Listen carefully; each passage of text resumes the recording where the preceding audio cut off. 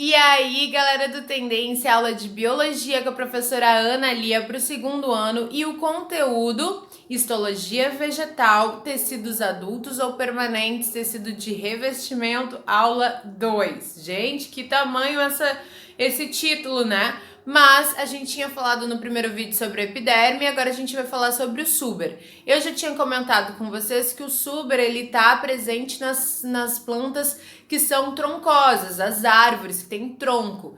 E ele é feito de células mortas, porque são uma característica da histologia vegetal que alguns tecidos, o que importa é a parede celular, não a célula viva em si, ok? O suber é um desses tecidos. Então ele está dizendo que é formado por várias camadas de células mortas, não é apenas uma, como era o caso da epiderme, né?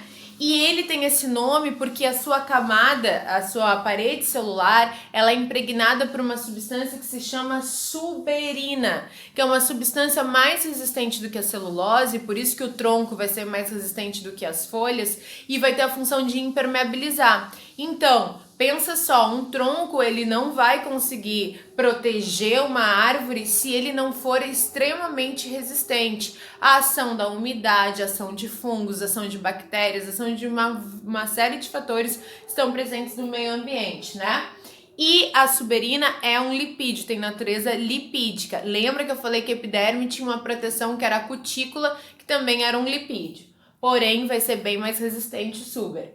Reveste principalmente as partes mais velhas do caule da raiz, mas nunca das folhas. Existem raízes que são troncosas, por exemplo, quando a gente está caminhando no meio do mato e a gente pisa no chão e é meio durinho, às vezes a gente está em cima de uma raiz que também tem essa proteção de suber.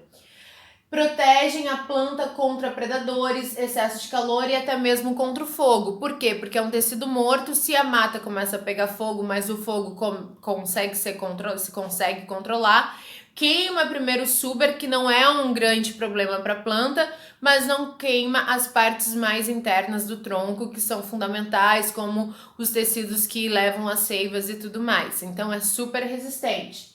E seu principal anexo é a lenticela. A lenticela que a gente já vai ver são as pequenas rachaduras que tem no tronco que serve para ela ter uma troca gasosa, o tronco ter uma troca gasosa e possibilitar a vida da plantinha. Aqui, como eu falei para vocês, ó, tem a fotografia de um caule e a gente consegue observar que essa casca, o suber é essa casca que está em torno do caule, né? E que consegue facilmente, às vezes, ser desprendido e depois começa as partes essenciais do tronco.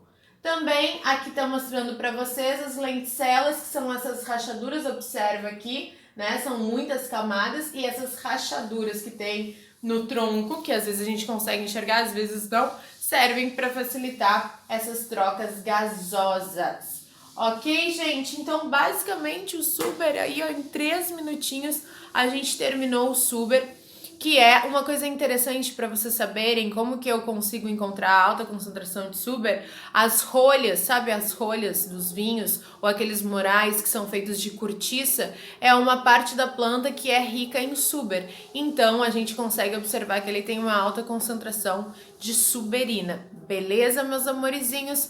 Então era isso aí, agora acabou essa semana o tecido de revestimento, tá? E na próxima aula a gente vai ver os tecidos de sustentação, que são o colênquima e o esclerênquima. Já dando um spoilerzinho, um vai ser vivo e um vai ser morto. O colênquima sempre é comparado com as nossas cartilagens.